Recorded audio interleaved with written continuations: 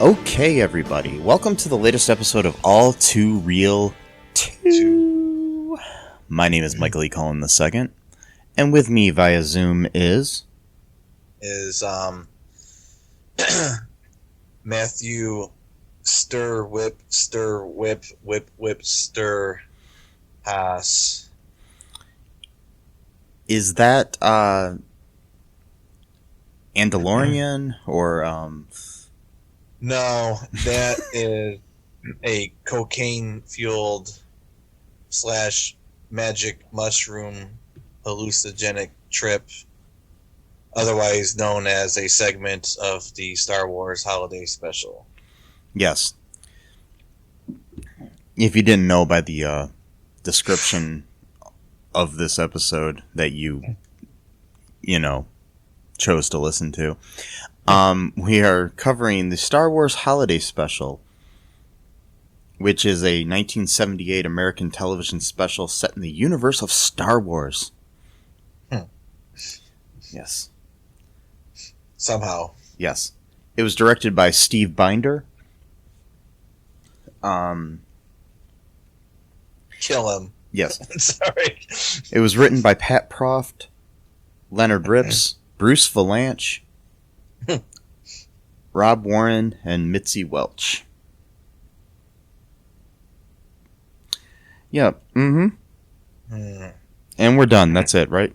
Oh, that's it. It's over. The episode is fucking over. I swear to God, I do not want to talk about this movie. I think, if this does take place in the Star Wars universe, I genuinely believe that it's in the mind of Lumpy, who is Chewbacca's son, and that he has either one or multiple severe psychiatric disorders, and he needs to be medicated pronto, because I don't even know what to make of some of this stuff in the movie. I really don't. And don't even say that to be insulting. I'm just saying from a sort of just medical perspective, you know, like, for example, if you're a child who is waiting for your dad to come home, and then you switched on the thing, and then you're watching a cartoon that is displaying what your father is currently experiencing at that time, but in cartoon format. Either you are psychic, or this whole thing is just a complete hallucination or delusion. Either way, it's not very safe. So Lumpy, I think, needs some immediate kind of assistance at the moment. Yes. Well, not at the moment, because he's 42 years old, but whatever. So hopefully he's had help since that time. Well, I mean, the fact that Chewbacca's family, 2 of them are named after things you can probably get when you have an STD. Yes, and you can become itchy or lumpy, and we'll explain that part later. Yes. But anywho, so yeah, I had to watch this over the course of 4 sittings. Wow. I couldn't watch it all in one go. I did watch the majority of it on the 4th sitting, but over half of it. Wow. But still, the first time I watched about 10 minutes each, the first 3 times. So, yeah, I watched the whole in one sitting, and that's probably why I was so freaked out by the the drug trip that movie was, and quite literally, though, as you explained to me. So, yes. So, okay, a little background here. This was a holiday special that aired on CBS on in November of 1978, like a year and a half after the original Star Wars film A New Hope came out. And this the events of this movie supposedly take place in between that and The Empire Strikes Back. Back then in the 70s, variety shows were pretty popular. You know, like Donnie and Marie and, you know, those type of things.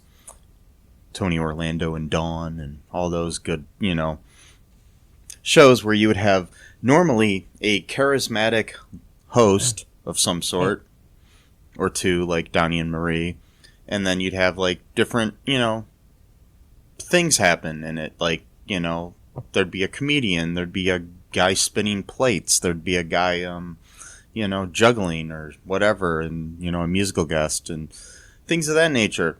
So they tried to throw all that into this and create a narrative around it as well. Yeah. Yeah. Somehow a narrative. I mean, it's a very loose narrative.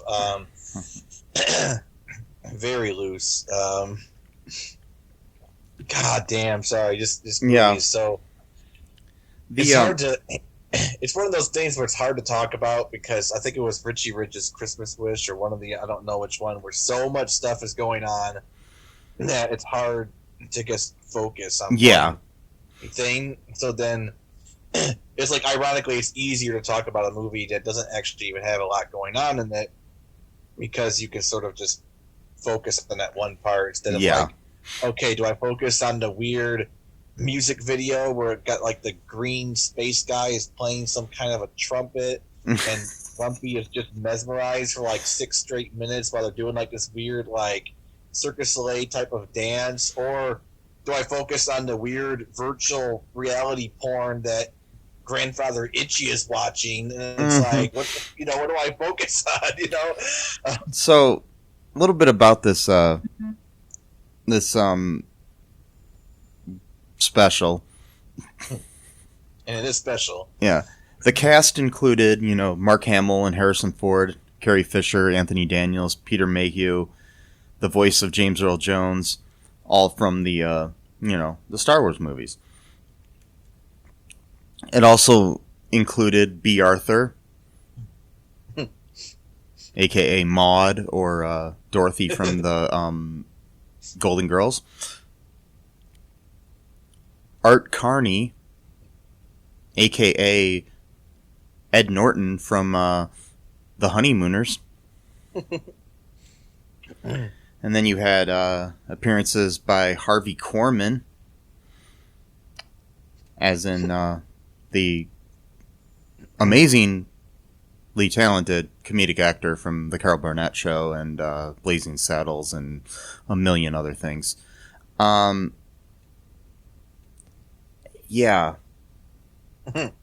And you had appearances by Jefferson Starship,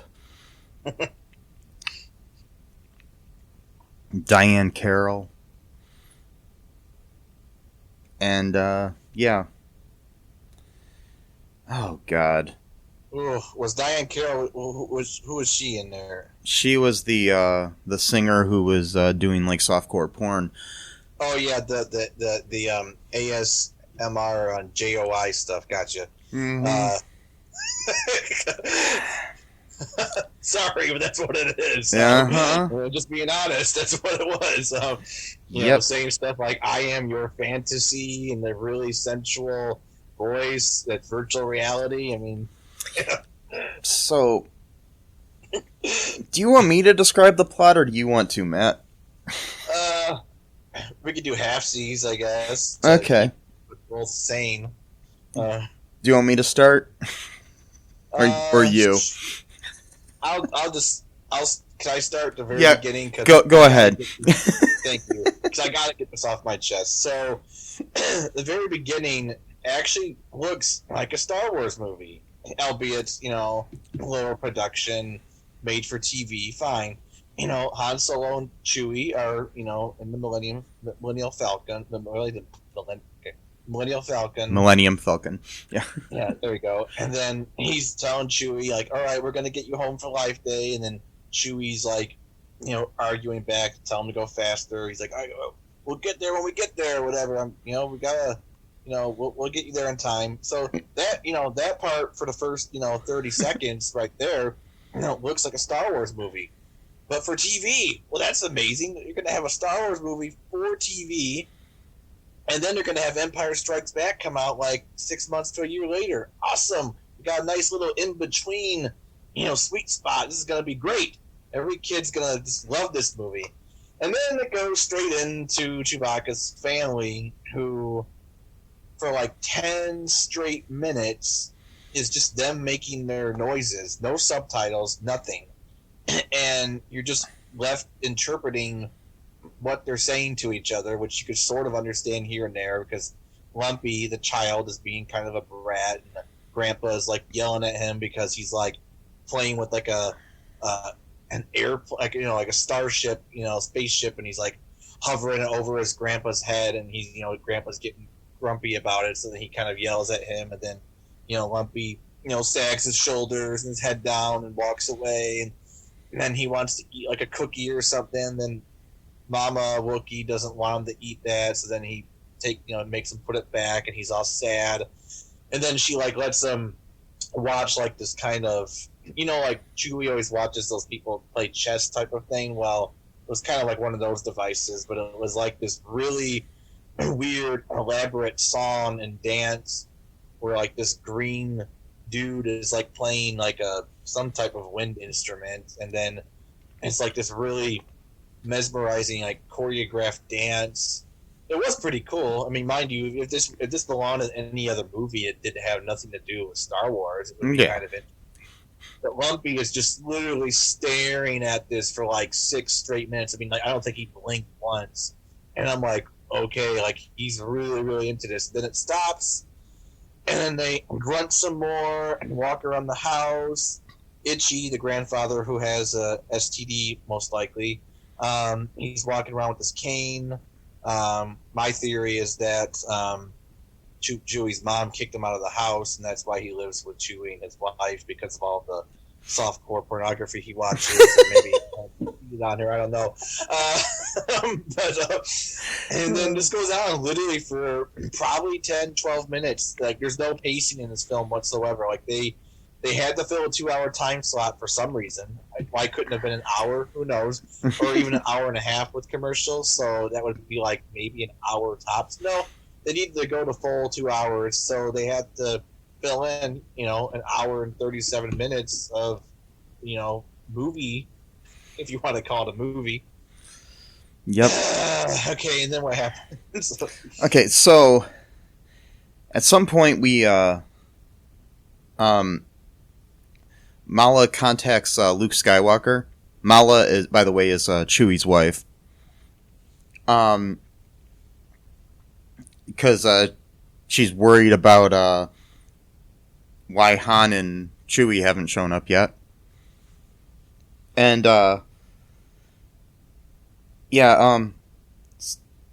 Luke is like working along with R2-D2, and Mark Hamill, who had an accident prior to that, is wearing like really heavy makeup that makes him look like a drag queen or something. Yeah, literally. Or like he's, a mime or whatever. He's got like more makeup on than like Tammy Faye Baker.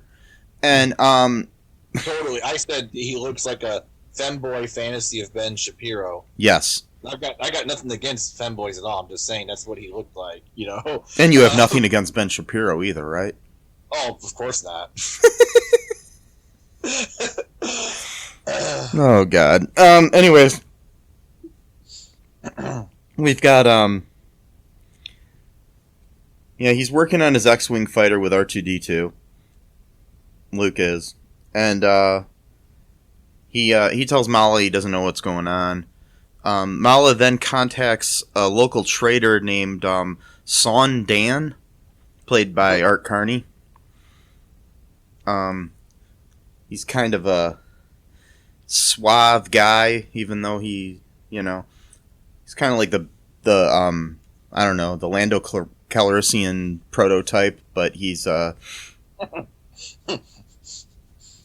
at all Billy D. Williams. And like a dollar store Lando. Yeah. Like, like when you order Lando Calrissian on Wish, this is what you get. And he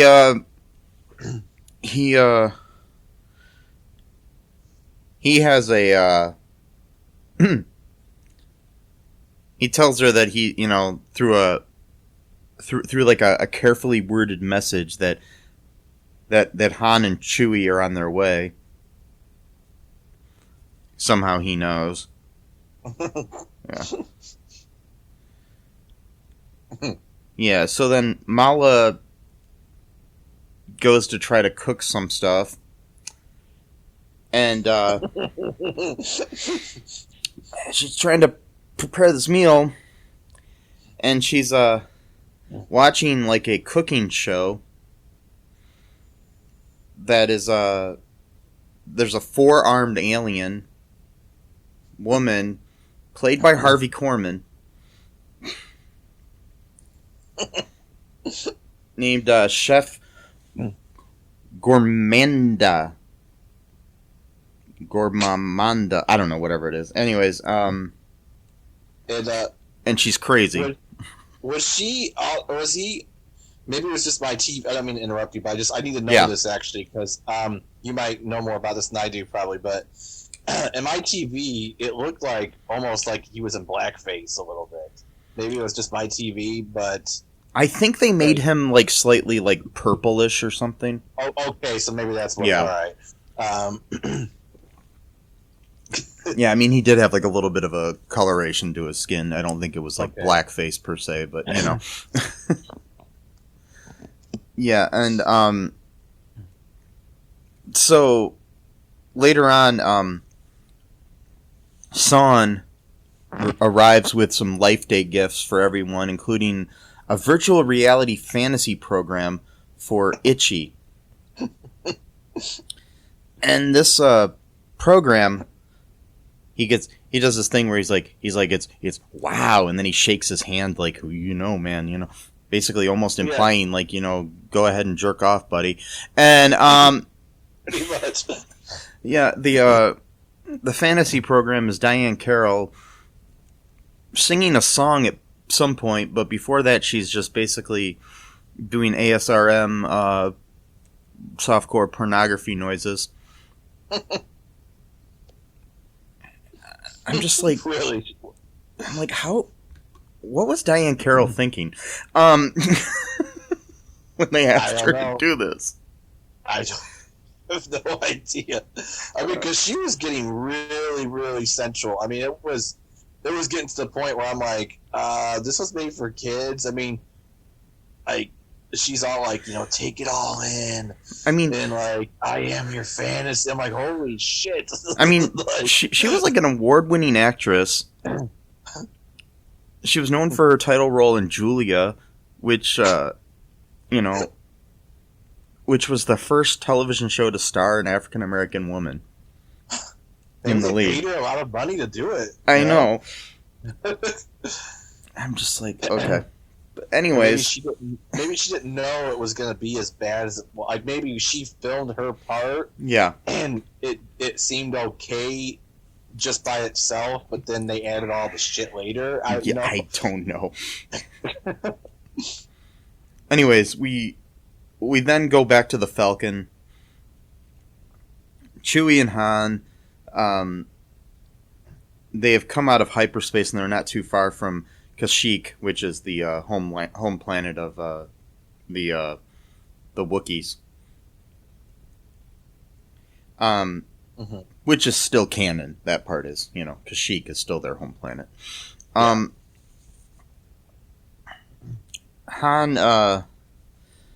notices that there's a bunch of like Imperial ships and stuff around, so they decide to land on the north side of the planet, but I guess Chewie's family's on the other side.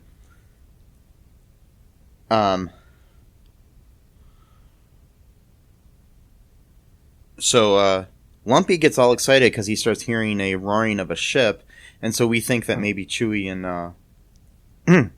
Han are arriving. They open the door, and they find 2 stormtroopers and some officers.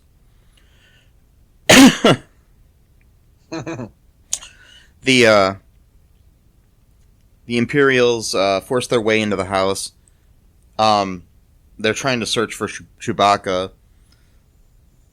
The Art Carney's character Son and others attempt to distract them with food, and then one of the officers who's wearing a Death Star outfit, which no Imperial officer would wear outside of the Death Star. Just wanted to point that out. That guy, Son distracts him with a music box that features a video by Jefferson Starship, which is the best part of the whole fucking thing, because the song's actually decent. Yeah, exactly. Yeah. I wrote too later on that it looks like a pink dildo saber. And yes. I don't know why my mind is I'm having very blue thoughts and humor lately for some reason. That's because you're blue, Baba Dee, Baba Doo, or whatever. Blue, by the way, is British slang for kind of like, raunchy or whatever. I don't know. That's what it looked like. It literally looked like. I know. Maybe not intentionally, but how they colored it with the technology they had back then for that kind of thing, that's literally what it looked like. So I'm like, okay. Also, too, can I mention Itchy's fantasy again for a second? Yeah, go ahead. Mention it as much as you want.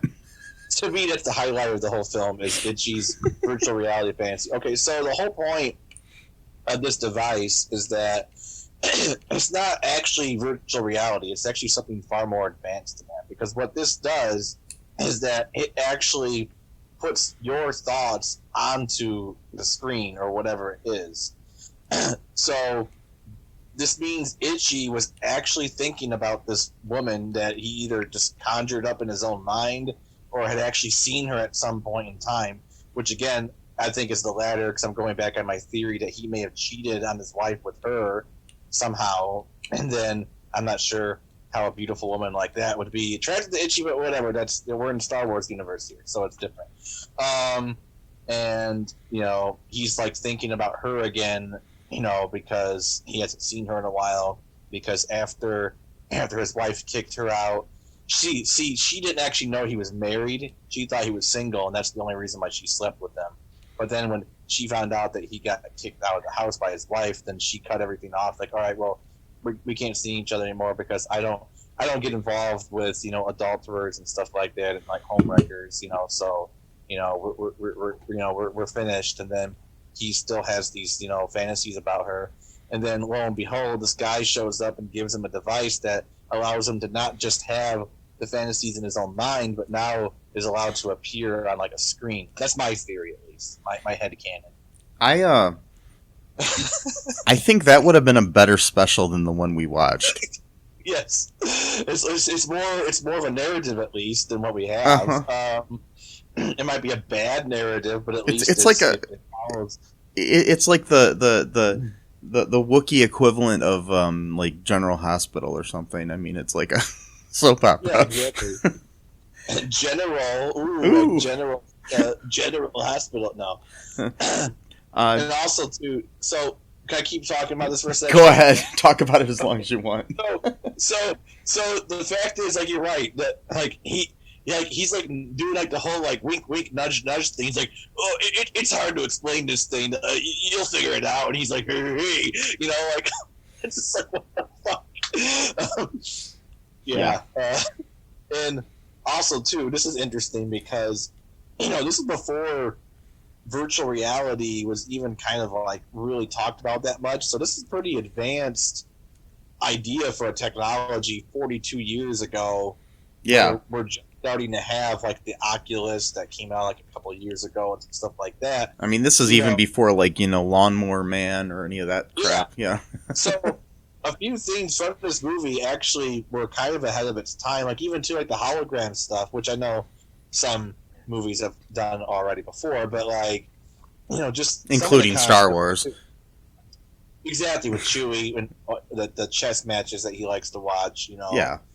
Same kind of, device, which is like a cool holographic sort of like TV, if you will, which is interesting because why don't they have actual regular TVs when they have something like this that's actually more advanced than a television would be? You'd think that there would be a few televisions around like as an antique or a vintage. Well, they do have those like hidden televisions and communication boxes. Yeah. That's right, duh. Yeah. Okay, but that's where they do like conlinks and stuff like that, and not for entertainment, I guess. They've advanced beyond televisions. Now they got the cool holographic stuff. Anyway, sorry, go ahead. I want to go back to Itchy's fantasy of the really pretty woman that he cheated with on his wife.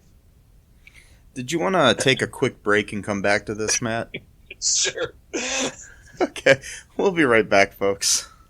Hello, I'm Tom. And I'm Brian. Hosts of Be Hero Fights. Home of the greatest debates of our time. We tackle the tough topics such as Fortnite versus Call of Duty. McDonald's versus Burger King. John Wick versus... Wait, is that really fair?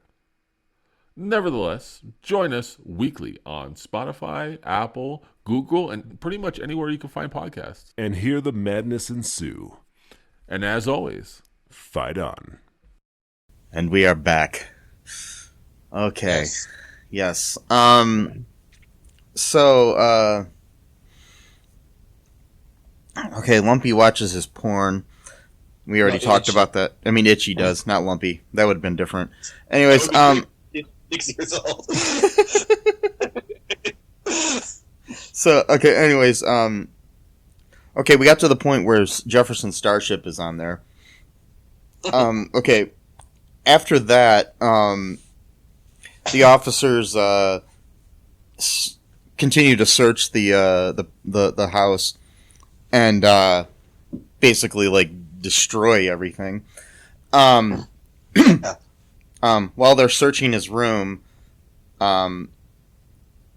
Lumpy watches a cartoon of his father's many adventures. I don't think this was going on concurrently with what was happening, because Han and Chewie were already landed on Kashyyyk at that time. Oh, okay. Yeah. This was like I guess somehow there's a cartoon in this universe about Han Solo and Chewbacca and Luke Skywalker and stuff.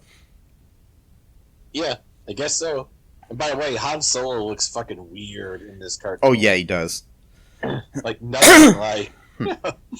He looks like like some kind of LSD Hunter S. Thompson dream or something. From what was that movie? The Fear and Loathing in Las Vegas or something. Anyways,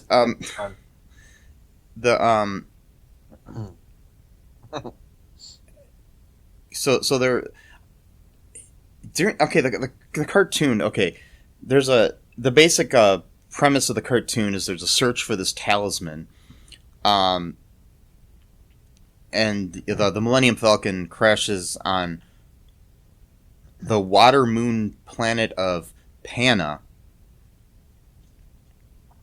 And you have like all the main characters aboard.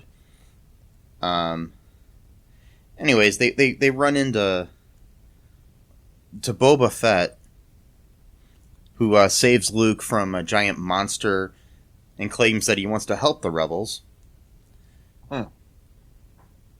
Turns out he was working for Darth Vader. I think this cartoon sucked, by the way. Yeah, it wasn't that good. Yeah, so basically it was the only good thing about the cartoon is the introduction of Boba Fett. Literally, that's it. Yeah. Plus, two, Boba Fett's a fucking animal abuser in this cartoon, though. Yeah. He keeps picking the dinosaur or whatever he's riding and telling it to shut up and, you know, berated Luke for giving it food. And it's like, Jesus Christ, dude. Like, what the fuck's the matter with you? Yep. Just like the Boba Fett we know. Pretty much. Well, So at that point, nobody knew who Boba Fett was. Period. So. No, because literally it was just the first introduction of them. Which, you know, later on we know more about them through the movies like the Clone War, Attack of the Clones, and you know, stuff like that, and the Clone, Empire, and you know, Return of the Jedi and stuff. So it's like, I don't understand how he could work for the Empire. I thought he hated the Empire. Maybe he just works for anyone that pays him, I guess, or something. But well, he does. He kind of worked for he was kind of working hand in hand with Darth Vader and Empire. Right. You know, on Cloud City, but so was Lando at that point too. So, right. But what I'm saying is, you know, he watched Mace Windu cut his father's, you know, head off in Attack of the Clones, and the Empire pretty much just like an extension of the Republic as far as what the people see. That's the thing. Everyone, the audience knows that the Empire pretty much just transplanted, you know, the Republic, but the people think that the Republic just sort of transitioned into the Empire. They don't know that there was like a coup. So like, from Boba Fett's perspective, he probably would think the Empire is just the Republic with a new name. So why would he work for the very people that cut his father's head off? You know what I mean? Yeah, I mean it's just like the modern day Republicans who still think that they're the party of Lincoln, and exactly. We sometimes get political here. Yes. It's okay. It's a variety show. It's a variety show. Except that we don't have ASMR JOI porn here. But, you know, so sorry if that's what you're looking for. We don't do that here. Not yet. That's what our whole next episode is going to be about, Matt. The whole episode. It's itchy doing ASMR. The whole episode is just me going, ooh. Ah. Oh god. Okay. Anyways, that's nice. That's what it's going to be like with me, folks. So if you want to tune in, All 2 ASMR is our new podcast. Anyways, God. So at some point, God, I hate this thing. At some point, Lumpy was had some kind of device thing that he was trying to put together, and he was watching a like an infomercial about how to put it together. Yeah, it goes on for like 5 minutes. That had a incompetent robot played by Harvey Korman in it. What the fuck? Yeah, you get the pitch shifting and all that. I'm like, seriously, what the fuck are we watching here? I know. How could anyone working on this movie actually think this was a good idea? Like, literally, I understand they wrote the script in one night when they were doing cocaine. Okay, that's writing the script. How did people actually put this together, literally taking hours out of their day, probably working around the clock, and actually think, yeah, you know what? Let's just have an infomercial of a guy teaching someone how to build a computer and have that go on for 7 straight minutes. But, that's not enough. We need to make sure that the guy's voice is pitch shifting all weird and he's like being wound down like one of those toys where you wind up and put his head down and falling asleep. What the fuck does that got to do with Star Wars? Furthermore, what does the cooking show have to do with Star Wars? I swear to God, when he's going like, stir, whip, whip, stir, and it keeps going faster, and like, whip, stir. It's like, oh my fucking god, like, what is going on here? Well, I mean, to be fair, at this point, nobody knew what Star Wars was about yet, because there had only been one movie. Yeah, but that one movie at least had some inclination. Yeah, okay, we don't know the rest of the 8 movies are going to be like fine, but this you watch A New Hope and you watch this, you know there's nothing like what New Hope is going on in this movie. There was nothing in New Hope with a robot or alien going stir, whip, stir, and like then like putting their fourth arm and like There wasn't? beating the what's that? There wasn't? In the version I watched, there was. No, well, maybe you had like the extended cut, you know, that you should just throw in the trash immediately. But oh, Jesus Christ, this movie, man! I swear to fucking God, this movie. Well, this special, special killed me. Then you got the B. Arthur song, which was actually touching in a weird way. Where the Empire closed down all the businesses. Yeah, go ahead. Yeah, so to get to that, what we had was a thing where they required viewing of random people in the Mos Eisley Cantina. I don't know why, but Akmina is the character that B. Arthur's playing. Mind you, I think Tony Award-winning, Emmy Award-winning B. Arthur. Yeah. Was too good for this role. Yeah. So was Art Carney. So was Diane Carroll. So was everybody associated with this whole fucking thing. Everyone except for Itchy was better than this movie. Itchy's fine where he stays, but because no one talks about him ever again after this movie. Yeah, so anyways, there's this whole scene where Harvey Korman is playing an alien who drinks out of the top of his head. God damn it. I'm just trying to figure out, I mean, I love Harvey Korman, but I'm trying to figure out where they decided, hey, we're going to go all in on Harvey Korman on this special. Yeah, literally all in. He's in 3 separate fucking roles. Different 3 characters in one movie. Yeah. Jesus Christ, why they gotta make everything so weird? Like, literally everything, not one thing can be normal. Like, I'm by no means a normal person. I'm a weird fucking dude. But, like, this movie killed me, dude. Like, I mean, it literally, not literally, but it figuratively killed me because I'm talking to you right now. But, like, it figuratively killed me because, like, everything is just slightly off. And that's the weird thing about this movie, is that a few things are completely out of this world, but most of it is just slightly off. That it just has like this almost like needling effect, you know, where it's just like you'd almost just hope that someone would just punch you in the face, because at least then you just had the full experience. But it's like someone just flicking your nose constantly for an hour and a fucking half, you know, flick, flick, flick, flick, or whether should I say stir, flick, stir, flick, flick, flick, stir. Yeah, my new hope is that somebody punches me in the face.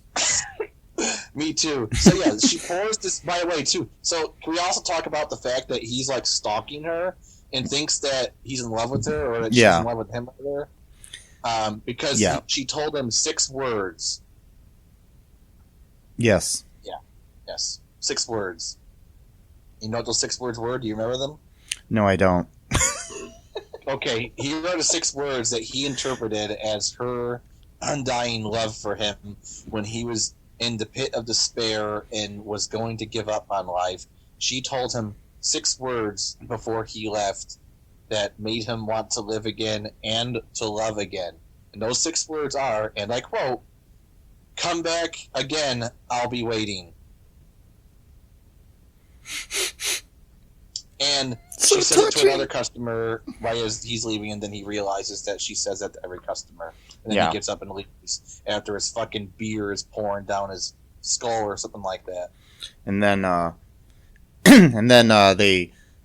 Empire says that everybody needs to go back to their homes. Yep. Lockdown! You see? It's just like the COVID stuff, man!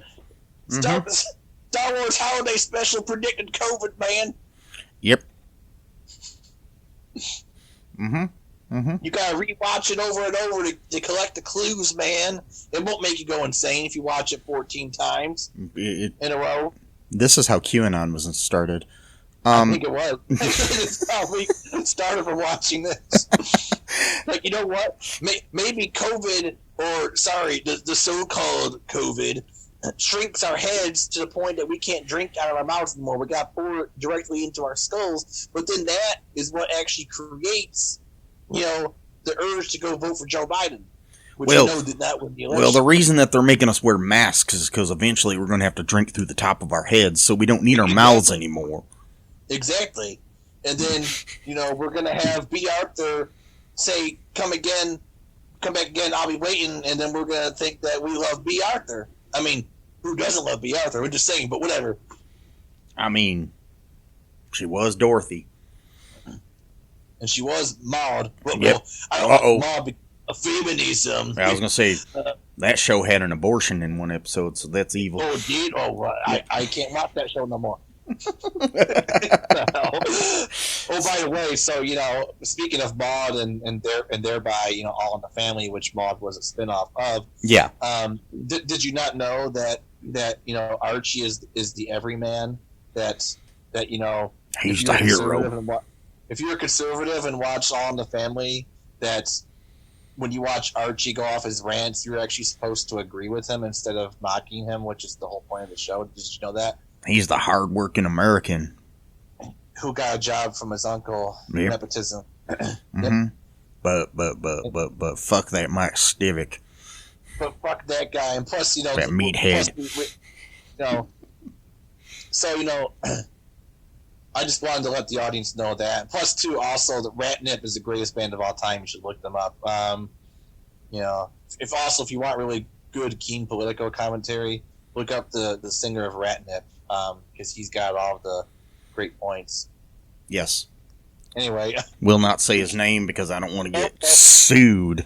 Anyways, exactly, because he's such a tough guy who's, yeah. So, who claims that Michelle Obama is a man because she had short hair once. Oh, God damn it. Okay. But when they say man, okay, so what they mean, they mean transgender, which of course they don't like trans people, so they interpret that as being she's a man who's pretending to be a woman. Be clear to the audience, I'm not saying that. That's what they mean when they say that. And that theory, quote theory, goes back to like at least 2012 with Alex Jones and all those idiots, Mm-hmm. Anyway. But back to something that really makes sense in the world, Matt. Yes. The Star Wars Holiday Special. So yeah, we get a cool song sung by B. Arthur at one point. Trying to get the people to leave her bar. Yes. It was actually a good song. Probably the second best part of the whole special. I don't know. That and Jefferson Starship and I forget the pornography. Anyways,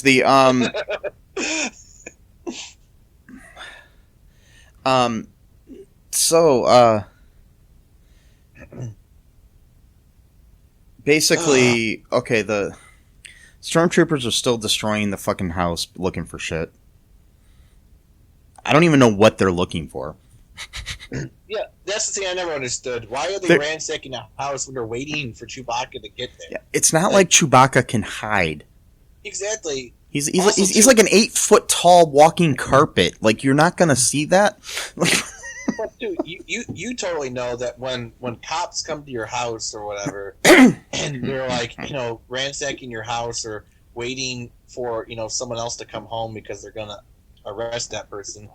That it's so easy to distract them by going, hey, why don't you go watch this 10-minute long music video and just sit in front of a computer? And they're like, okay, I guess I'll just watch this for 10 minutes, right? Yep. I mean, come on. Like, all the time.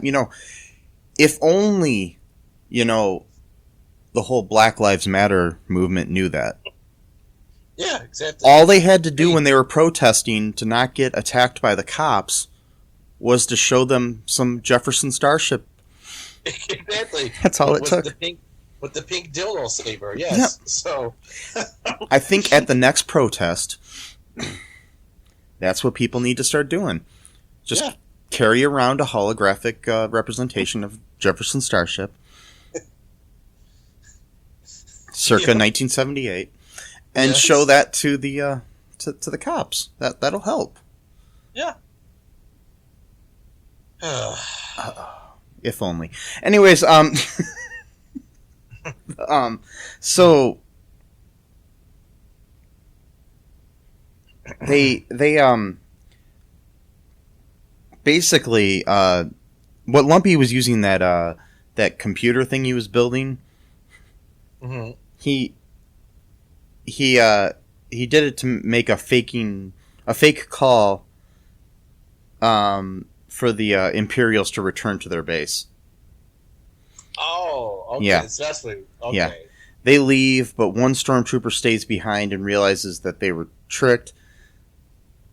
He finds Lumpy and destroys the machine. Computer thingy mabobber. Then he chases Lumpy outside where they're like balancing on the porch of their tree house. Yeah. So then Han and Chewie arrive. Chewie protects Lumpy, and Han kills the stormtrooper in a holiday special.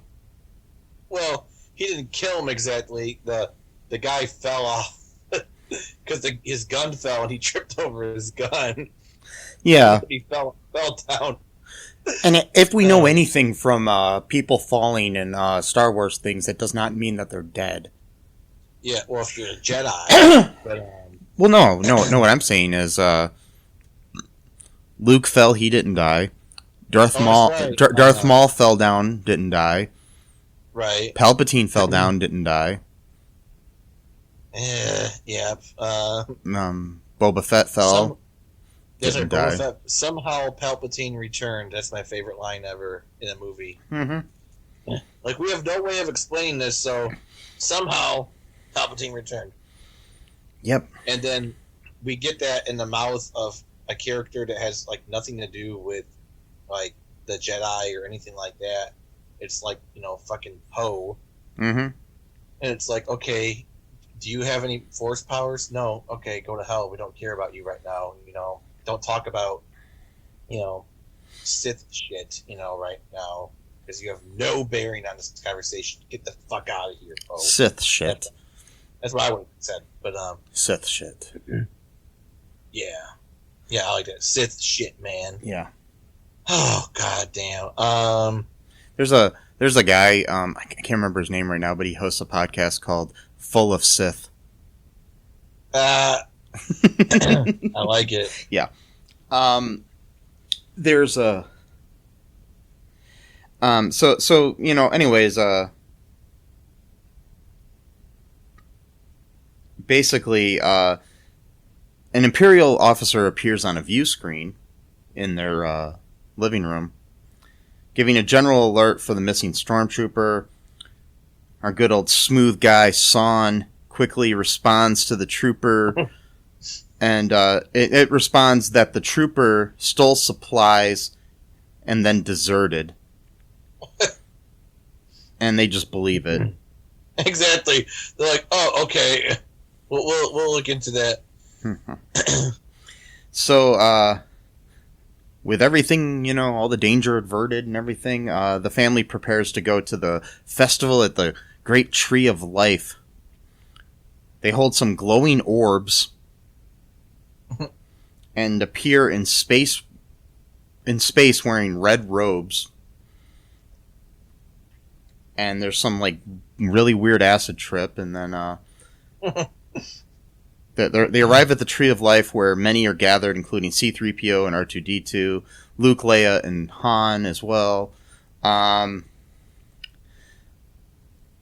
gives a short speech and takes over this celebration for some reason and sings a really annoying song.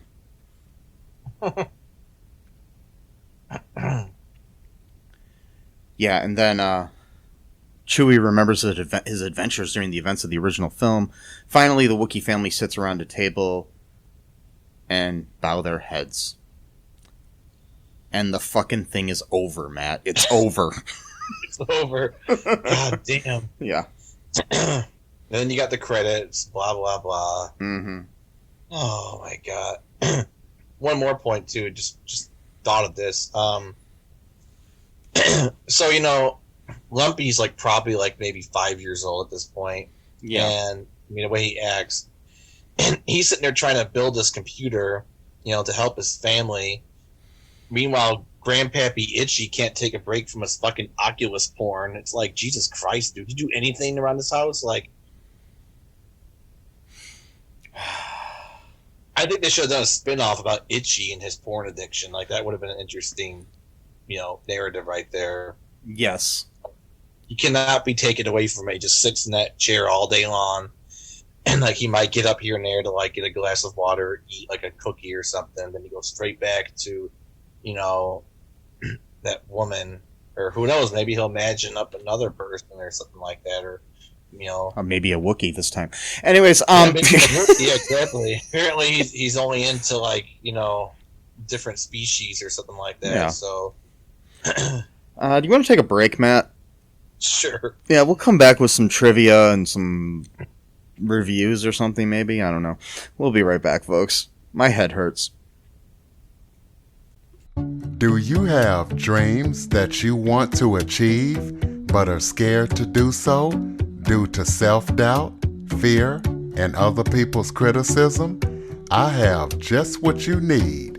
You need a dose of the Living the Dream with Curveball podcast, where I interview guests that will motivate and inspire you to stop at nothing to achieve your dreams. And always remember, if you believe, you can achieve.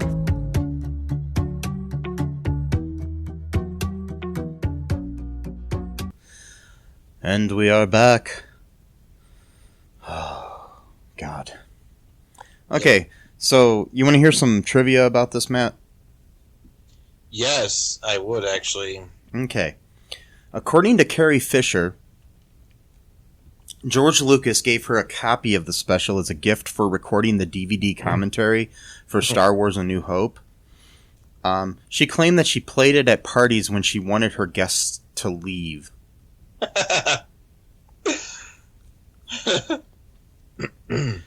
George Lucas famously tried and failed to buy up all the master copies to make sure it was never broadcast again. The special has never been released on video, but bootleg videos circulated for years, and the show can be seen all over the internet, such as YouTube, where I watched it. George Lucas remarked at an Australian convention, "If I had the time and a sledgehammer, I would track down every bootlegged copy of that program and smash it."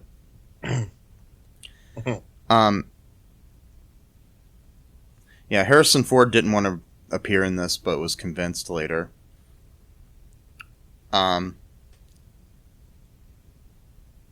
B. Arthur claims she only appeared in this special because her youngest son was a big fan of Star Wars. Wow.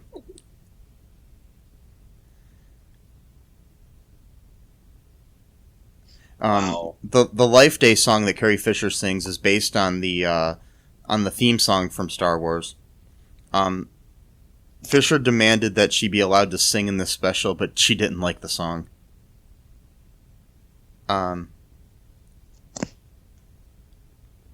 According to David Akamba, he recommended Robin Williams for the special, but the producers turned him down.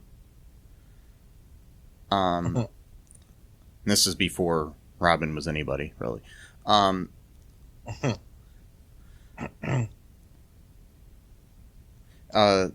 scene in it featuring Darth Vader talking to an officer on the Death Star was actually cut footage from Star Wars A New Hope. In that scene, Leslie Schofield, who portrays Chief Bast, appeared as an unidentified officer.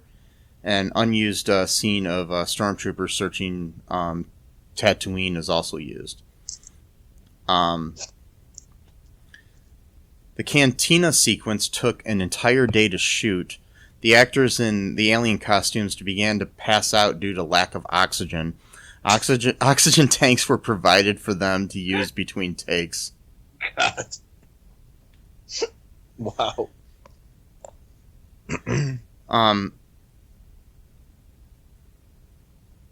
So, Son Dan was an early incarnation of Lando Calrissian. I guess I was right. In early drafts of the Star Wars, of Star Wars, Empire Strikes Back, George Lucas describes him as a gambler who runs a general store on Kashyyyk, a guy who trades with the Indians. Wow. George Lucas came up with the idea of focusing on Chewbacca's family. Writer Bruce Vilanch objected because the dialogue would be all in Wookiee language. He feared that the special would turn into one long episode of Lassie.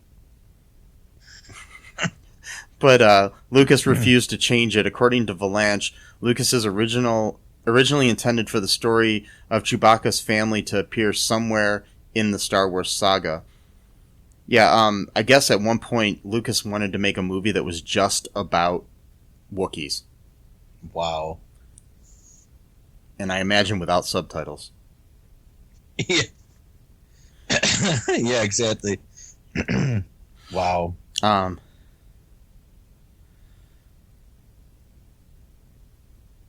Yeah, basically, almost everybody involved in the project is embarrassed by it.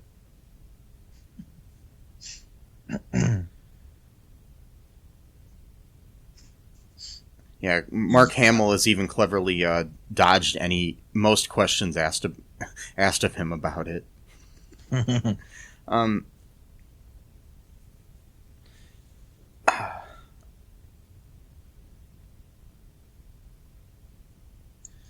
Yeah, so according to Mitzi Welch, the sequence with Diane Carroll was intended to be softcore porn that would pass the censors.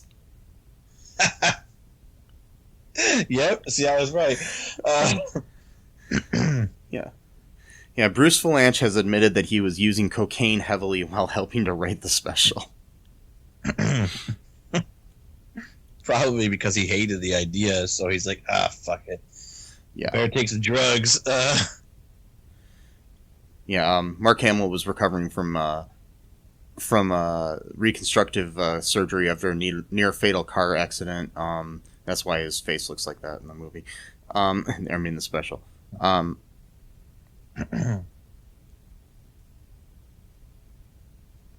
David Acumbo was the original director, but he quit after a few days of shooting. He directed the musical numbers by B. Arthur and Jefferson Starship, the two best part. He also commissioned the animated segment featuring Boba Fett. Wow. Which also wasn't that good. Yeah. Yep. So, excuse me. Mala, Lumpy, and Itchy are actually nicknames of their actual names. Mala Tabuk, Lumpa Romperump, and Edichuk. I apologize to anybody that's from Kashyyyk that I might be mispronouncing those words. Yeah. I'm very sorry to any Wookiees listening. Mm-hmm. Me too. Yes. I'm also sorry that your planet and species was, totally just made to be a mockery of by this fucking movie. Yes. Yeah, the Ambin sniper rifle, which Boba Fett uses in the animated short, was adapted into official canon. It is a standard weapon of Din Djarin in The Mandalorian. Mm-hmm. Yeah, so. All right, that's some what you call it, trivia. There's a lot more, but you know. Okay. Can I read the small excerpt? Yes, you from can. The George Lucas biography called George Lucas: A Life by Brian J. Jones. Okay. It's a really short one because, like I said, I think he wanted to do George Lucas a solid by not talking too much about it. Yes. But, so it says, while it seemed there was no detail too small for Lucas to involve himself in, he was still handpicking his staff and approving merchandise. There was one project he had ceded almost entirely to others, a Star Wars holiday special, which CBS planned to air the week before Thanksgiving. Lucas had engaged with the project early, sitting down with television writer Bruce Vilanch to go over a story treatment that provided only some very vague but ambitious basics. It would take place on Chewbacca's home planet Kashyyyk. The Wookiee family would overcome Imperials on their way to celebrating the holiday Life Day, and much of the special would involve Wookiees speaking to one another in their own language of grunts and roars, without the help of subtitles. Vilanch listened carefully, then exhaled slowly. You've chosen to build a story around these characters who don't speak, he told Lucas incredulously. The only sound they make is like fat people having an orgasm. Lucas glared back unamused, and Vilanch threw up his hands in surrender. Lucas, said Vilanch, quote, had what a director needs to have, which is this insane belief in their personal vision, and he was somehow going to make it work. It didn't. Lucas, preoccupied with making Empire and building his company, put the special entirely in the hands of its veteran producers, Dwight Hemian and Gary Smith, and opted instead to view video footage of the work as it was completed. But as he watched his characters woven into painfully unfunny comedy bits, featuring Harvey Korman with musical interludes by Jefferson Starship, Lucas could see that he had a problem. Even Ford, Hamill, and Fisher, gamely reprising their film roles, couldn't transcend the material. All three looked miserable, though Fisher was thrilled at the chance to sing a Life Day song set to the tune of Williams' Star Wars theme. Yet another cringe-inducing moment.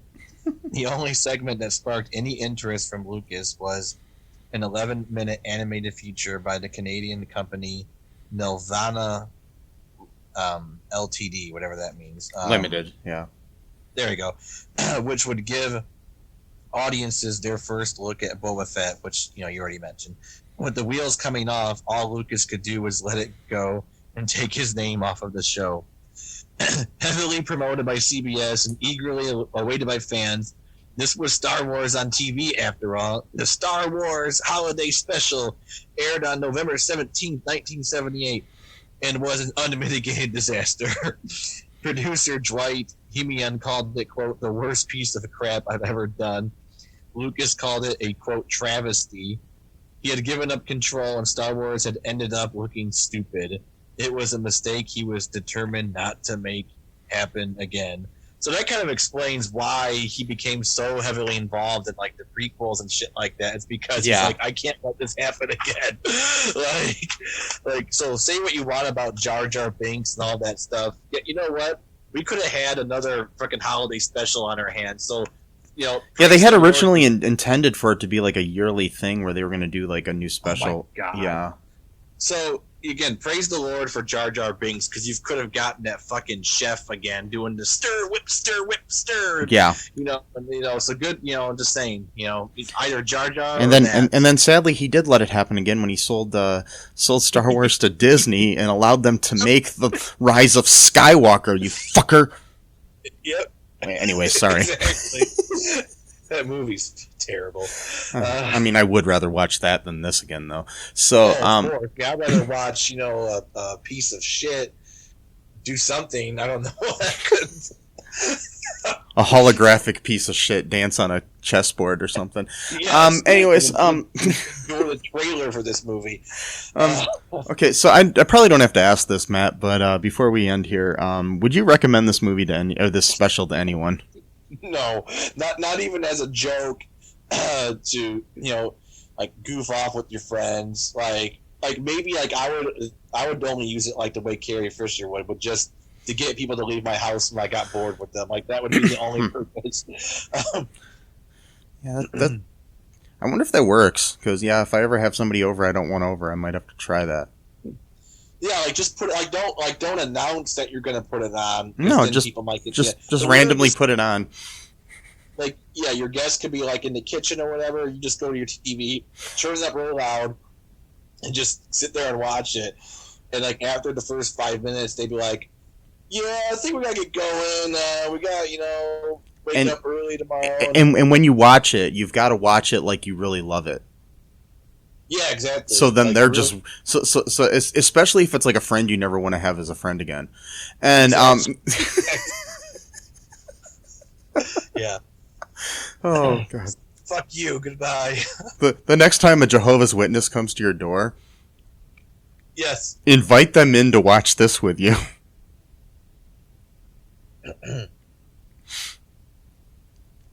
Then maybe they'll stay. I don't know. Yeah. Anyways, they might stay, but then now they're going to talk about their religion to you, mm-hmm.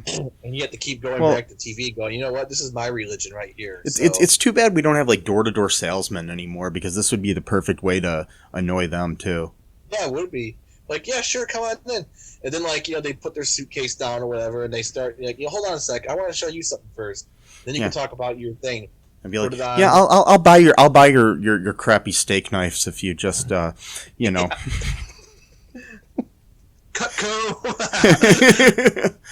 All right. Yes, Cutco actually has some pretty good knives, but the overall business model is terrible. But yeah. Anyways, anything else here, Matt? Before we blast off into a galaxy far, far away. Just have a happy Life Day or Christmas if that's what you celebrate. And other holidays, I suppose. Hanukkah's probably over at this point, I think. Festivus. Well, I mean, Christmas will be over by the time this airs too. So, yeah.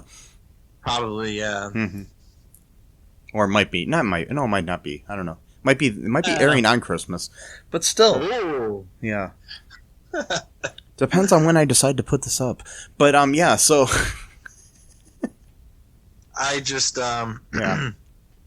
apologize, I guess, for making people endure. Well, I mean, not making them. They made the choice to listen to this, but I apologize nonetheless, I guess. Mm-hmm. But then again, listening to us talk about it is not anywhere near as bad as actually watching the movie. Yes. So that is true. Anyways, so if there are, have a happy New Year if this airs before the New Year. Happy Life Day. Happy Festivus. Happy holidays, which in general. We're not allowed to say anymore. We gotta say Merry Christmas now. That's the new rule. Okay. The Christians won the war on Christmas, so now people are forced. We have to say Merry Christmas now. We gotta do it. Now it's the rule that we must do it. Yeah, fuck the Wookiees. Anyways, yeah. Oh God. So, anyways, follow us on social media. Make sure you check out our Patreon. Please do it. Buy some cool shirts at TeePublic. We got that in the show notes. Mm-hmm. Follow us on Facebook. All the social needs. We might have some, material like Itchy watching his Oculus porn. Probably not. Maybe. Who knows? We might. But anyways, Love you all. Miss Jamal. And, By the way, he would have loved this episode. Oh, yeah. I was hoping to do this one day with him on here, so it kind of sucks. But, it is, yeah. Anyways, hopefully everybody's safe and wearing masks and stuff if you're still supposed to when you listen to this. And have a happy life day. Yep. Bye-bye. Thanks for listening to All Too Real 2 podcast, a Cullen Park production. Produced and edited by Michael E. Cullen II. Music by Matthew Hawes. Subscribe and share the show. Visit us at cullenpark.com.